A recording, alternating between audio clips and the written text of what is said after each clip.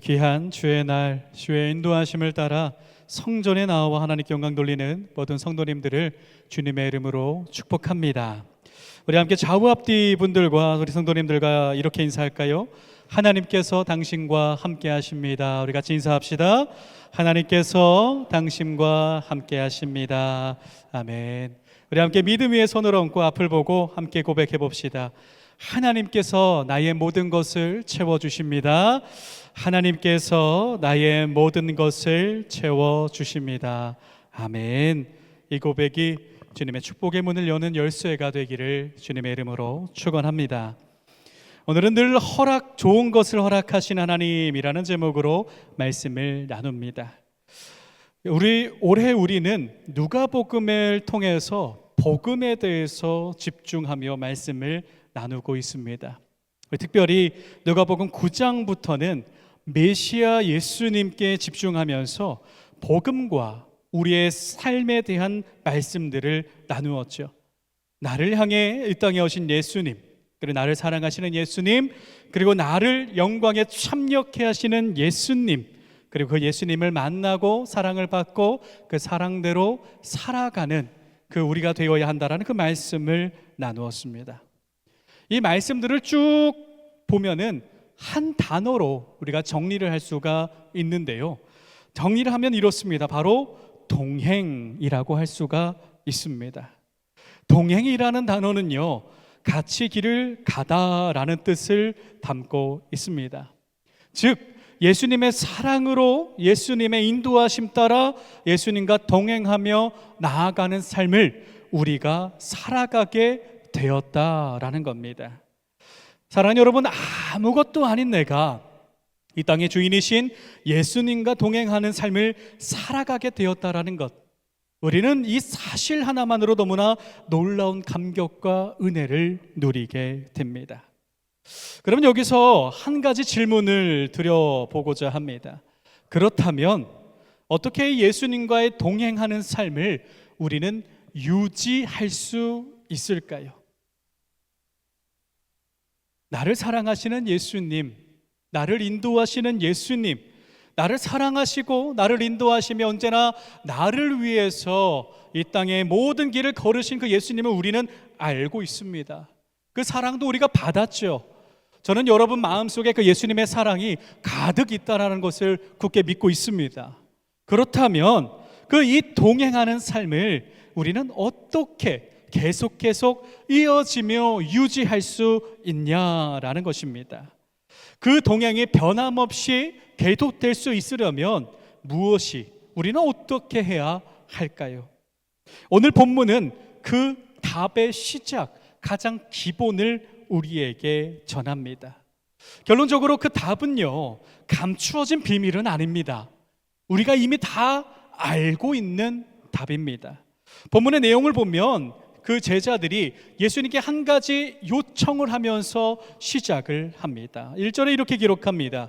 예수께서 한 곳에서 기도하시고 마치심에 제자 중 하나가 여짜오되 주여, 요한이 자기 제자들에게 기도를 가르친 것 같이 우리에게도 가르쳐 주옵소서라고 기록을 합니다. 제자들이 어떤 요청을 합니까? 예수님, 기도를 가르쳐 주세요라는 겁니다. 근데 이렇게 보면은 이 요청이 당연한 듯 보이기는 합니다. 그러나 성경을 조금 더 깊게 보면은 제자들이 왜 이런 요청을 했지? 라는 생각이 듭니다. 그 이유는 제자들도 기도를 아는 사람이었기 때문입니다. 제자들도요, 어려서부터 대부분이 기도를 배운 사람이고요, 기도를 할 줄 아는 사람이었습니다. 그리고 늘 예수님과 동행하면서 기도를 가까이 보았습니다. 그렇기 때문에 제자들도 기도를 어떻게 해야 하는지는 알고 있었다라는 겁니다. 그런데도 오늘 제자들은요, 예수님이 기도를 마치실 때 나아가서 기도를 가르쳐 주십시오라고 요청을 합니다. 이렇게 요청한 이유는요, 기도의 방법을 몰라서가 아니라 제자들은 기도의 힘과 기도의 능력을 알고 있었기 때문에 예수님께서 가르쳐 주시는 진짜 기도를 가르침을 받고자 했던 것입니다. 예수님께서는 늘 중요한 순간마다 중요한 결정을 앞두고 언제나 기도하셨죠. 우리가 쭉 나누었던 예수님의 모습이 무엇입니까? 오병이어의 예수님, 변화산 사건에서 영광스러운 변화되신 예수님, 70인에 파송하실 때에, 그리고 모든 순간에 바로 기도가 있었습니다. 그 기도 이후에 하나님의 큰 능력으로 예수님은 언제나 분명한 방향으로 나아가셨던 것을 제자들이 기억하고 있었던 겁니다. 그래서 제자들은요, 예수님과의 동행, 예수님의 능력은 바로 여기에 있구나라는 것을 깨달았던 겁니다.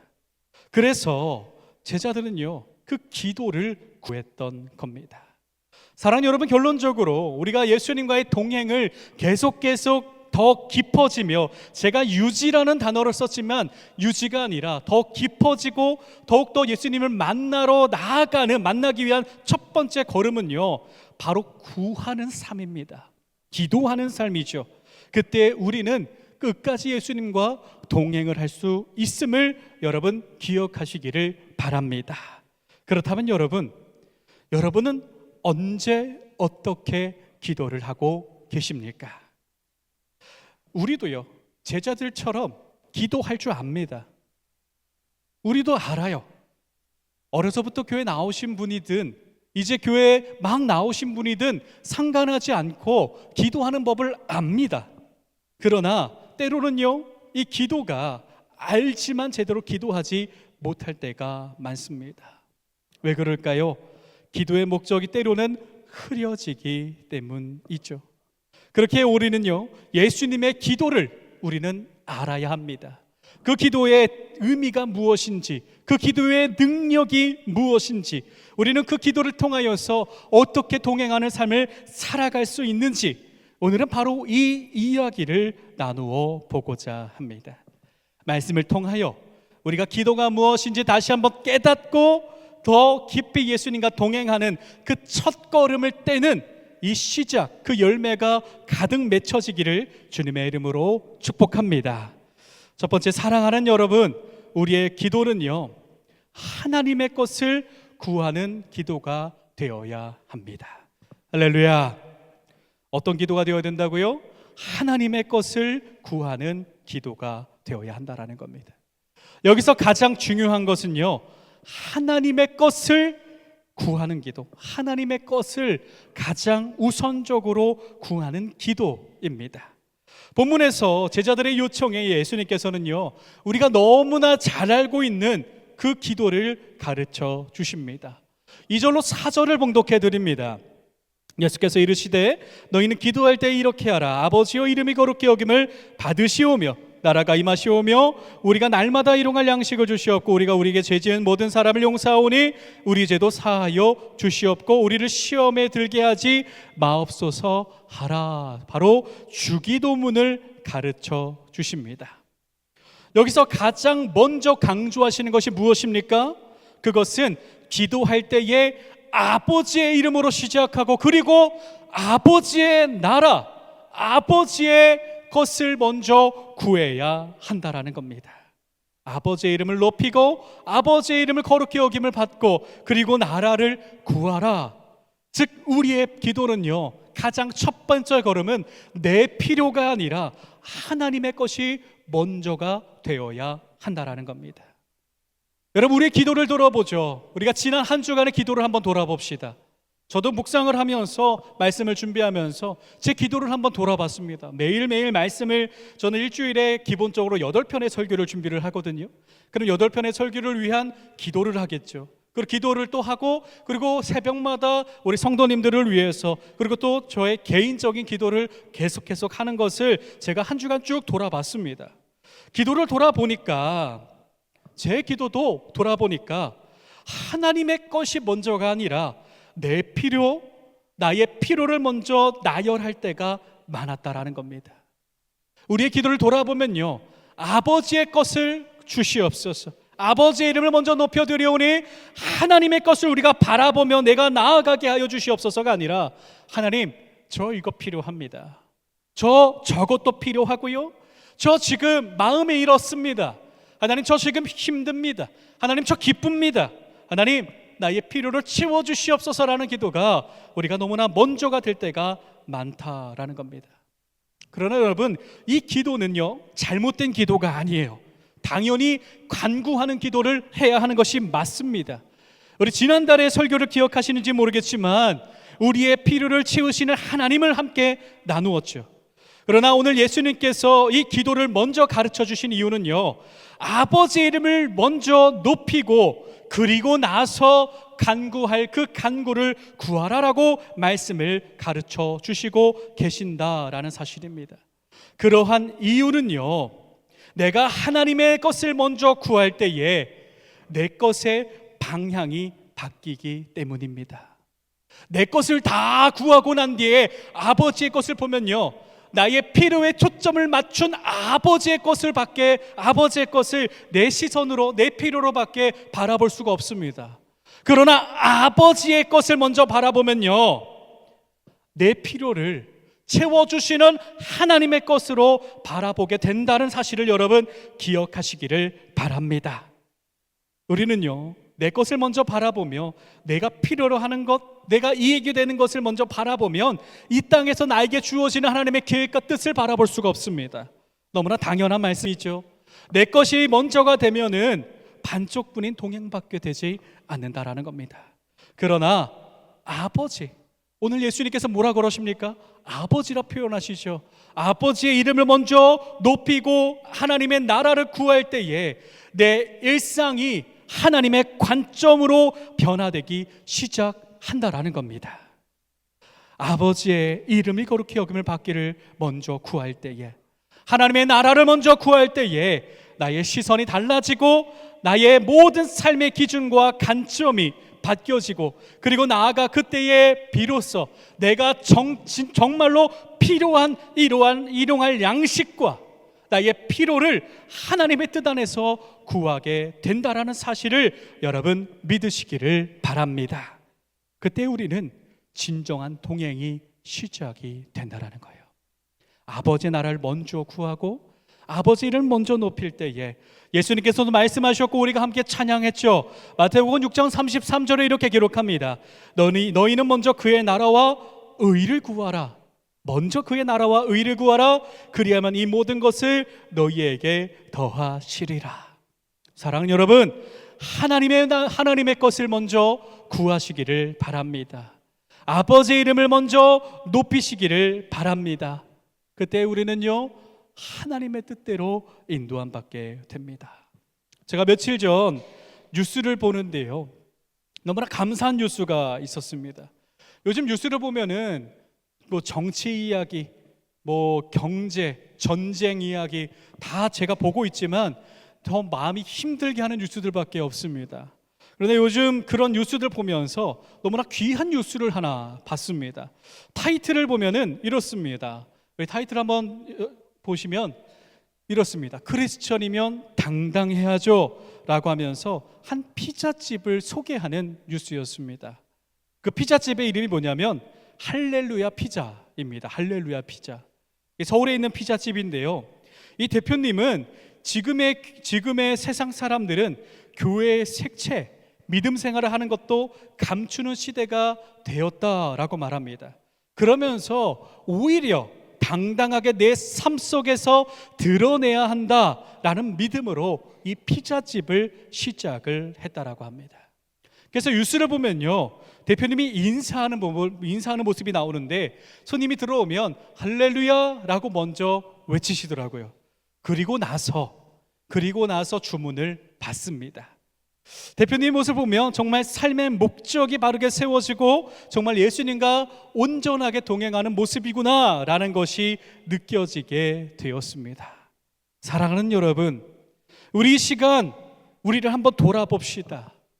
나는 지금 삶을 살아갈 때에 무엇을 가장 먼저 구하면서 동행을 요청하고 있는가? 나는 예수님과의 동행을 하며 살아가고 싶어요 라고 하면서 나는 지금 어떻게 예수님과 살아가고 있는가? 동행하는 삶을 살아가는가? 아니면 나의 필요만 지금 나열하며 동행하면서 달라고만 하고 있지는 않은가? 예수님의 이름이, 하나님의 이름이, 아버지의 이름이, 성령님의 이름이 지금은 나의 필요보다 더 낮게 있지는 않은가? 한번 돌아봅시다. 그리고 나아가 아버지의 이름을 먼저 구하시기를 주님의 이름으로 축복합니다. 그때에 우리의 구함은요, 주님의 동행이 되고요, 그때 우리의 구함은요, 방향이 바뀌게 되고 관점이 달라지게 되고 주님의 진짜 필요에 따라 나아가게 됨을 여러분 믿으시기를 바랍니다. 하나님의 것을 먼저 구하며 하나님의 필요를 먼저 바라보며 주님과 깊게 만나며 진정한 동행의 첫걸음을 떼는 저와 여러분이 되기를 주님의 이름으로 축복합니다. 할렐루야. 그렇다면 여러분, 아버지의 것을 먼저 구할 때에 우리에게 부어지는 은혜는 무엇일까요? 우리가 이미 다 알고 있는 이야기입니다. 우리 두 번째는요, 아버지께 구하는 자녀는 아버지의 것을 받는다는 사실을 여러분 믿으시기를 바랍니다. 아버지께 구하는 자녀는요, 누구의 것을 받습니까? 아버지의 것을 받는다라는 겁니다. 오늘 예수님은요, 제가 앞서 말씀드렸지만 하나님, 여호와, 야훼라는 표현보다 아버지라는 표현을 먼저 사용을 하십니다. 오늘 본문을 보면 예수님께서는요, 기도를 가르쳐 주신 이후에 한 가지 이야기를 제자들에게 들려주십니다.